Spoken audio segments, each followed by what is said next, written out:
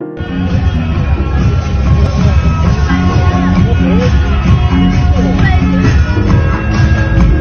भगवान, अरे अब चल भी ले भाई, फैक्ट फ्लिक्स की वीडियो आ गई है, कितना नाचेगा तू। तो इस दोस्त की तरह हम भी आपका साथ कुछ ऐसे ही निभाने वाले हैं, और इसलिए फैक्ट फ्लिक्स के इस एपिसोड नंबर 11 में आज हम बहुत से कमाल के फैक्ट, जैसे क्या हम मिल्क एंड पेंसिल वेस्ट से इरेजर बना सकते हैं, पेंसिल के पीछे HB 6B या P जैसे सिंबल का क्या मतलब होता है, इन सब के बारे में जानने वाले हैं। तो बने रहिए वीडियो के एंड तक और ऐसे ही कमाल के फैक्ट्स का मजा लीजिए।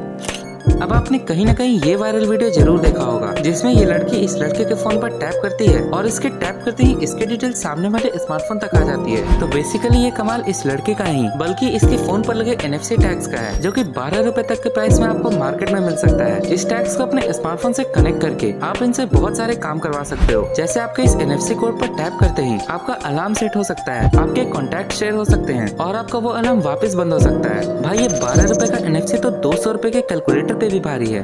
ब्यूटीफुल भाई, मुबारक हो। ये तो आपने मेरी नॉलेज में इजाफा किया है, ये तो मुझे फैलानी चाहिए पूरी दुनिया में। आप अभी जो क्लिप देख रहे हो वो SpaceX का Falcon 9 लॉन्च है, जिसे एक प्लेन के पैसेंजर ने रिकॉर्ड किया था। ये लिटरली कितना छोटा और प्यारा और टेक्नोलॉजी का एक मास्टरपीस लग रहा है।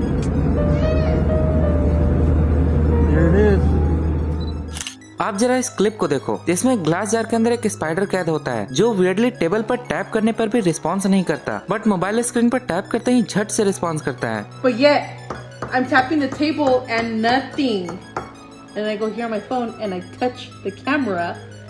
It's like if it feels what I'm... अब फर्स्टली ये तो मुझे बहुत अजीब लगा, बट देन मुझे याद आया कि आजकल के स्मार्टफोन्स में तो IR ब्लास्टर भी आते हैं, जिससे हम अपने टीवी एंड AC को भी कंट्रोल कर सकते हैं। अब स्क्रीन पर जैसा कि दिख रहा है कि ये दीदी जब टैप करके ऑटो फोकस कर रही है तभी ये हो रहा है। एंड गेस व्हाट, मुझे थोड़ा रिसर्च करने पर ये पता चला कि जी हाँ, आजकल के स्मार्टफोन्स भी ऑटो फोकस करने के लिए भी इंफ्रारेड लाइट का यूज करती है। एंड जिन लोगों को नहीं पता कि मकड़ियों की 8 आंखें इंफ्रारेड लाइट से रिएक्ट करती हैं, सो यहीं पर ये केस क्लोज के साथ साथ सॉल्व भी होता है। हाल ही में मैंने इस वायरल वीडियो को देखा, जिसमें ये बंदा इस पैंडा को गोदी में लेकर लुलु पुच्चू गुच्चू गू कर रहा था, I mean सुला रहा था।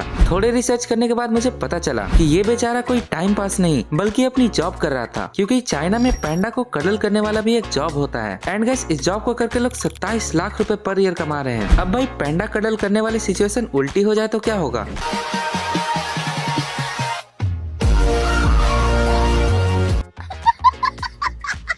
चिंटू अपनी पेंसिल का यूज करके यहाँ पर कुछ लिख रहा होता है, और ये क्या, इसकी पेंसिल तो टूट गई। लगता है इसने अपनी पेंसिल देख के नहीं लिया है। क्या आप अपनी पेंसिल को देख कर लेते हो? और क्या आप पेंसिल पर लिखे ये कोड्स का मतलब जानते हो? पेंसिल के पीछे H, HB और B जैसे कोड्स को लिखा जाता है, और पेंसिल पर ये कोड्स पेंसिल के डिफरेंट क्वालिटीज को बताती है। इस पे H का मीनिंग हार्ड, HB का मीनिंग हार्ड ब्लैक और B यानी इसके बोल्ड जैसे क्वालिटीज को बताया जाता है। लेस हार्डनेस वाले पेंसिल को आर्टिस्टिक वर्क के लिए यूज किया जाता है, और जैसे जैसे इसके पीछे वाले नंबर्स बढ़ते हैं वैसे इसकी बोल्डनेस भी बढ़ती जाती है। अब चिंटू की पेंसिल तो सुधर जाएगी, लेकिन उसके स्टडी का बिल्कुल यही हाल होगा।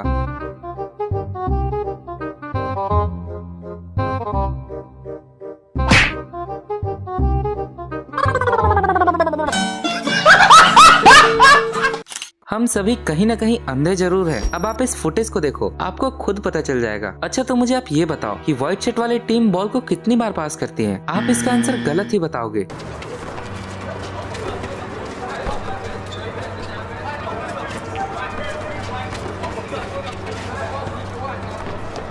इसका आंसर 9 है, और मे भी आप सही भी हो, बट क्लिप के बीच में क्या आपको मून वॉक करता हुआ भालू दिखा था? Jingle Belwa jingle Belwa jingle Belwa बाजेला, पक्की दाढ़ी वाला बुढ़वा झोला लेके भागेला। भाई ये तो था जिंगल बेल पोएम का इंडियन वर्जन, लेकिन भाई क्रिसमस का नाम सुनते ही हमारे माइंड में सबसे पहले सेंटा, उनका रेनडियर और फिर ये गाना आता है। लेकिन गाइस, आप जरा ये बताओ कि आपने रेनडियर को कितना बड़ा इमेजिन किया है? आप जो भी क्लिप देख रहे हो ना, वो एक रेनडियर की है। ये सेंटा के साथ उड़ने वाला रेनडियर तो नहीं, बल्कि एक असल जिंदगी का रेनडियर है, और साइज बढ़ाने के मामले में तो ये खलीसर को भी पीछे छोड़ रहा है। किसी भी स्ट्रॉन्ग कनेक्शन से डिस्कनेक्ट होने का तरीका आप बुद्धिज्म के इस कल्चर से सीख सकते हो। बुद्धिज्म में एक बहुत ही कमाल की फिलॉसफी है, जिसे मंडला कहते हैं। इसमें बुद्धिज्म मॉन्क दिन रात मेहनत करके सैंड का यूज करके 12 दिन में एक पेंटिंग को तैयार करते हैं। इस पेंटिंग को तैयार करते वक्त इसकी हर छोटी से छोटी चीज का ख्याल रखा जाता है, और इसकी बहुत ही ज्यादा अच्छी तरीके से केयर भी की जाती है। लेकिन पेंटिंग कंप्लीट होते ही इसे इरेज कर दिया जाता है। और गाइस, पता है क्यों? वो ऐसा करके हमें ये बताना चाहते हैं कि इस दुनिया में अब कुछ परमानेंट नहीं है। इंटरनेट से मिली ये पिक्चर मुझे बहुत कमाल की लगी है, जिसमें ये बताया गया है कि आप किसी सिचुएशन को जिस नजरिए से देखोगे आपको वो वैसी ही नजर आएगी। इसलिए हमें हमेशा खुद में भरोसा रखना चाहिए। अब भाई आप इस वीडियो में यहाँ तक आए हो, मतलब वीडियो तो आपको पसंद आई है, सो प्लीज इस वीडियो को लाइक और सब्सक्राइब जरूर से कर दो, क्योंकि भाई सच में इस वीडियो को मजेदार बनाने में हमें स्कूल टीचर के होमवर्क से भी ज्यादा मेहनत लगी है। यारो माँ के साथ हमारा एक बिल्कुल यूनिक कनेक्शन होता है, क्योंकि हमें जब भी कोई मुश्किल या कठिनाई महसूस होती है हमें सबसे पहले हमारी माँ ही याद आती है। लेकिन अगर आप एक लड़की हो तो आपको एक बात जानने के बाद आपका कनेक्शन और भी स्ट्रॉन्ग फील होने लगेगा। गाइस, जब एक गर्ल चाइल्ड अपनी माँ के पेट में होती है तब उसके एम्ब्रियो के स्टेज में ही एग बनना स्टार्ट हो जाता है और वो एक लाइफ टाइम रह जाती है। वही एग के फर्टिलाइजेशन होने के बाद वो फीमेल अपने ऑफ स्प्रिंग प्रोड्यूस करती है। तो अगर सिंपली बोलूँ तो एक गर्ल चाइल्ड अपने माँ के साथ ग्रैंड मदर के वॉर्म में भी होती है।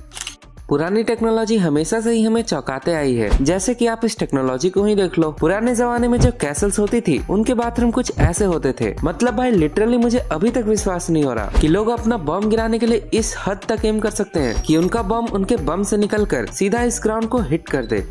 यारो ये तो आपको पता ही होगा कि कभी कभी हमसे गलती से भी सही काम हो जाता है। हिस्ट्री में अगर हम 1770 के पीछे जाएं तो हमें पता चलेगा कि पेंसिल से लिखे हुए को मिटाने के लिए इन भीगे हुए ब्रेड्स का यूज किया जाता था। अब इससे भी मजेदार बात तो ये है कि एडवर्ड नायर ने, जिन्होंने पेंसिल इरेजर के बारे में सभी को बताया था, उन्होंने इस इरेजर के प्रॉपर्टी को गलती से इन्वेंट किया था। दरअसल जब वो एक दिन पेंसिल से कुछ लिख रहे थे तभी उन्होंने ब्रेड की जगह उसके पास रखे रबर से अपनी राइटिंग को मिटा दिया, जिसके बाद ही उनको रबर की रियल पावर का अंदाजा मिला। वैसे इरेजर से हमें बचपन की एक बात याद आई कि क्या हम पेंसिल वेस्ट एंड मिल्क को गर्म करके इरेजर बना सकते हैं। चलो आज इसको भी देख ही लेते हैं। तो जैसा कि आप इस वीडियो में देख सकते हो कि भैया ये बस एक मिथ है और ऐसा कुछ भी नहीं हो सकता है, क्योंकि भाई अगर मैं सिंपली समझाऊं तो रबर बना होता है पॉलीस्पिरीन नाम के पॉलीमर चेन से, जो मिल्क एंड पेंसिल वेस्ट के इतने सिंपल रिएक्शन से कभी नहीं बन सकता है।